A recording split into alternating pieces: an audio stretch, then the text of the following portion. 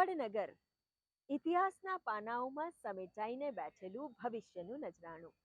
વડનગર એક એવું શહેર જેની પોતાની આગવી ઓળખ છે. એક એવું શહેર જે વર્ષોથી આપણી સંસ્કૃતિ અને વિરાસતને ગરભાઈને બેઠું છે. ત્યાં મળેલા મિલેટના અવશેષ આપણા દીર્ઘ ઇતિહાસનો પરિચય કરાવે છે. ચાલો જઈએ આ ઐતિહાસિક નગર વડનગરની સફર પર.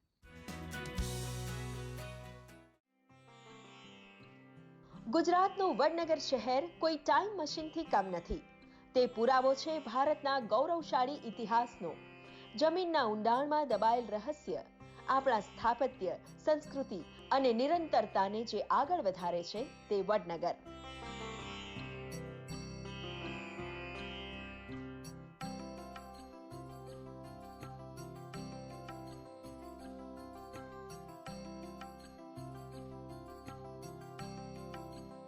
આપે ઘણીવાર ભારતના પ્રાચીન શહેરોના ઇતિહાસને વાંચ્યો હશે, સમજ્યો હશે, પણ શું આપે જાણો છો કે કોઈ પણ શહેરનો ઇતિહાસ એની ખાનપાન અને પાકથી જોડાયેલો હોય છે?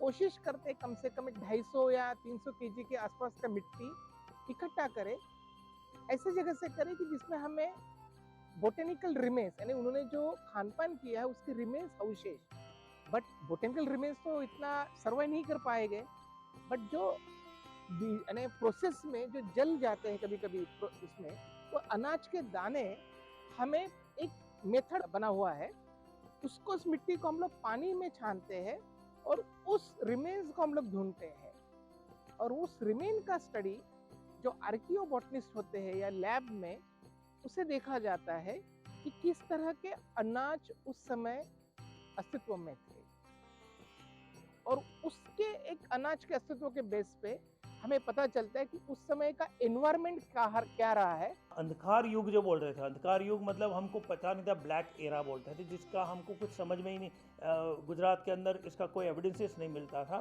मीन्स 500 BC से लेकर के गायकवाड़ एरा तक, जिसमें सभी सोलंकी पीरियड, सब पीरियड इकट्ठा करके पूरी हिस्ट्री वहाँ साइंटिफिकली उसको एक्सकेवेट की गई।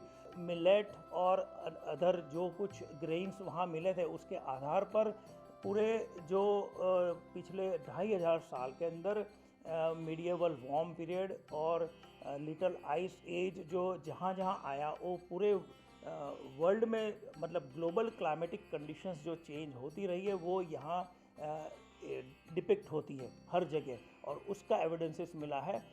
सिर्फ ये ग्रेन्स के आधार पर हम ये ग्लोबल क्लाइमेटिक कंडीशन को और गुजरात के मतलब दैट मीन्स वेस्टर्न इंडिया का पूरा क्लाइमेट चेंज और सभ्यता की इवोल्यूशंस वो कैसे हुई, वो पूरी तवारीख हमको વડનગર સાઇટ से मिलती है।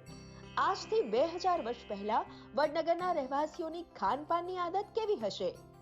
આજથી 1000 વર્ષ પહેલા અથવા સોલંકી કાળમાં ચોખાના 85% પુરાવા મળ્યા છે. તો ત્યારબાદ સલ્તનત અને મુગલ કાળમાં મોટા અનાજ એટલે કે મિલેટ સાથે તે બદલાય છે.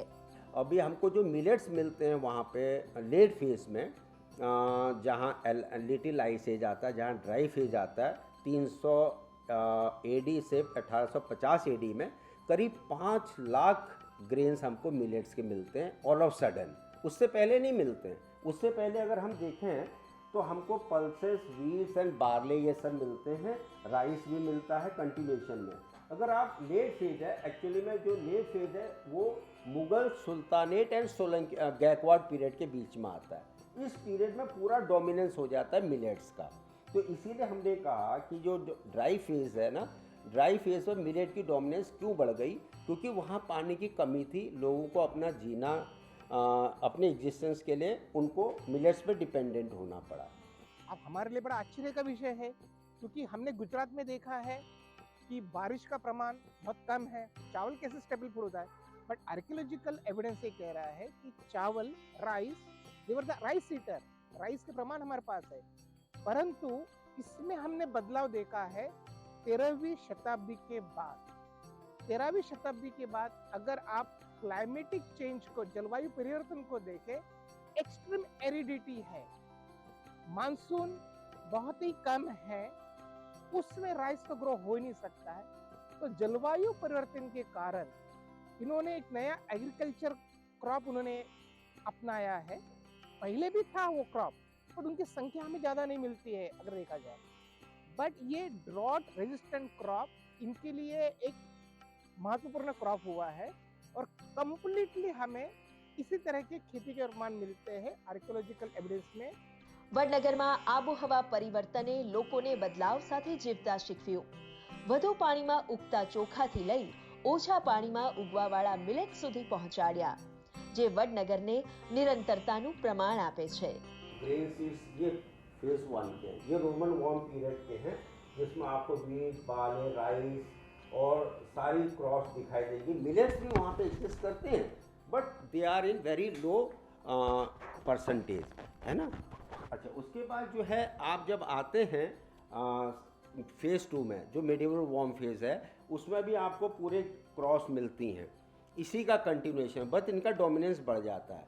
लेटर फेज़ जो हम लोग LIA वाला फेज़ कह रहे हैं, जहाँ पे एडेप्टेशन हुआ है, क्लाइमेट चेंज हुई, ड्राई क्लाइमेट आया, वहाँ ऑल ऑफ सडन पूरा आपका मिलेट्स बढ़ जाते हैं, मतलब 5 लाख मिलेट्स हो जाते हैं। और वीट, बार्ले, ग्रेन जो हैं वो नंबर्स में रहते हैं, मतलब बिलो 10 और 20 के अराउंड में, जहाँ यहाँ की परसेंटेज सबसे ज़्यादा रहती है। इसीलिए हम लोगों ने कहा कि क्लाइमेट एज पर क्लाइमेटिक कंडीशंस वो लोग ने अपने आप को परिवर्तित किया. શું ગજબનો જુસ્સો અને જોમ છે વડનગર અને અહીંના લોકોમાં. હાર ન માનવાનો જુસ્સો. ઇતિહાસમાં આજ સુધી બદલાયેલી દરેક પરિસ્થિતિમાં ખુદને ટકાવી રાખવાનો હોંસલો હતો, છે અને રહેશે વડનગરના કાલ, આજ અને કાલમાં.